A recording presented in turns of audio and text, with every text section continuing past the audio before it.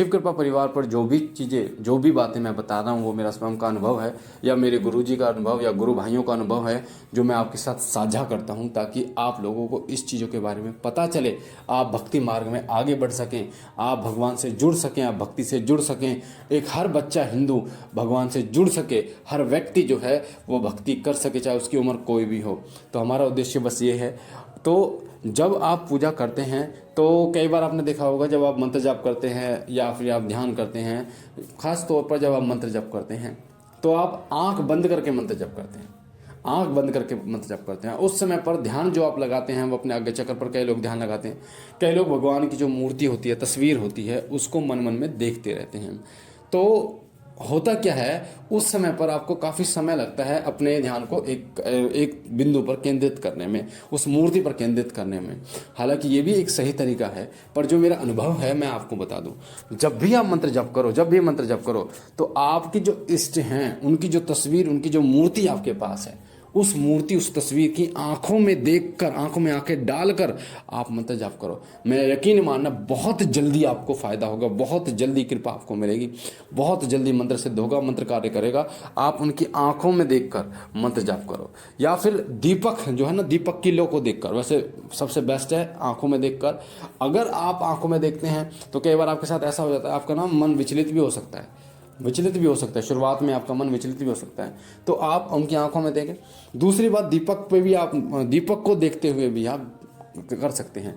दीपक जो होता है ना, वो प्रत्यक्षीकरण होता है एक तरीके से देवता का। तो जब आप दीपक को देखकर मंत्र जप करते हैं तो यकीन मानिए, उस दीपक के देखने मात्र से आपके अंदर की नकारात्मक ऊर्जा वो दीपक जला देता है, नष्ट कर देता है। आपके शरीर के अंदर जो भी अशुद्धि होती है उसको नष्ट कर देता है।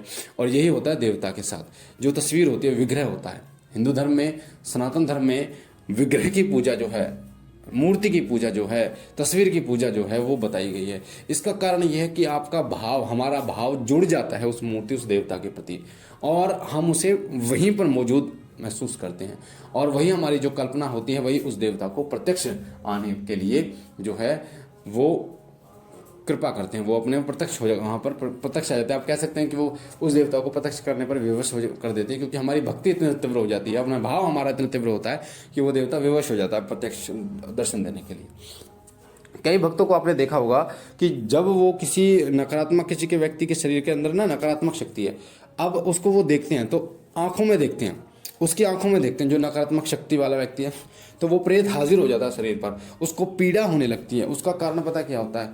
उसका कारण ये होता है कि आपकी जो आंख होती है वो इतनी तेजस्वी हो जाती है, इतना आपकी आंखों में जो है ना वो इतना ज़बरदस्त शक्ति, पावर आ जाती है कि तेज आ जाता है आपकी आंखों में, कि वो नकारात्मक शक्ति जो है ना उस तेज को सहन नहीं कर सकती।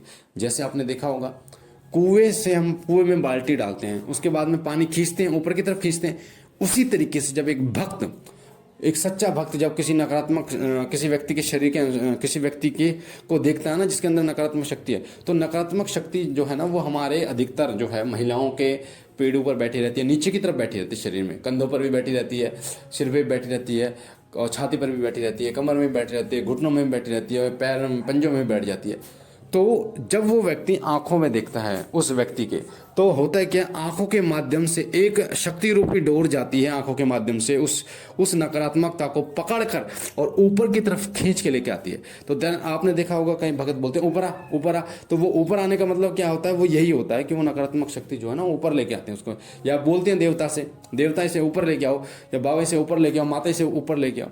वो सब कारण होता है, वो यही होता है कि आंखों के माध्यम से आपकी ऊर्जा जाती है और वो ऊर्जा रूपी डोर उसको खींचकर लेके आती है। तो अधिकतर वो भक्त जो देवता की आंखों में देखकर जप करते हैं, उनके अंदर बहुत ज़बरदस्त तेज होता है, बहुत ज़बरदस्त तरीके से वो देवता की ऊर्जा को ग्रहण करते हैं।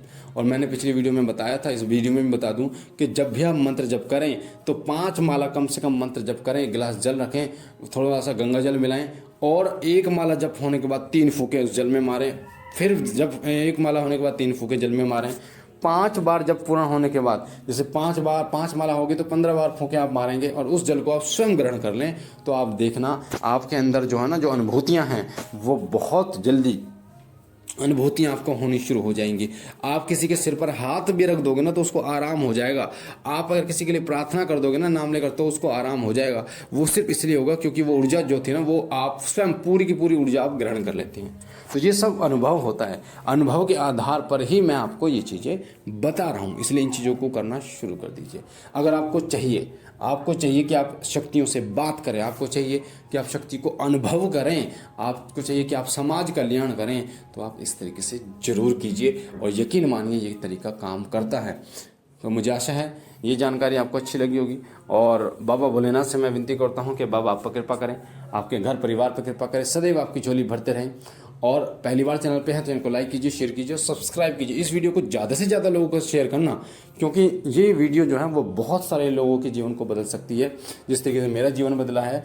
और भगवान श्री कृष्ण ने गीता में कहा है कि ज्ञान को जितना बढ़ाओगे, जितना फैलाओगे, उतना आपको पुण्य मिलता है। तो इस वीडियो के माध्यम से लोगों को इस ज्ञान को अधिक से अधिक लोगों को शेयर करो ताकि आप भी पुण्य की भागीदारी बन सको। बाकी बाबा भोलेनाथ आप पर कृपा करें, आपके घर पर कृपा करें, सदैव आपकी झोली भरते रहे। हम मिलते हैं एक नई जानकारी के साथ, तब तक के लिए ओम नमः शिवाय, ओम नमः शिवाय, ओम नमः शिवाय।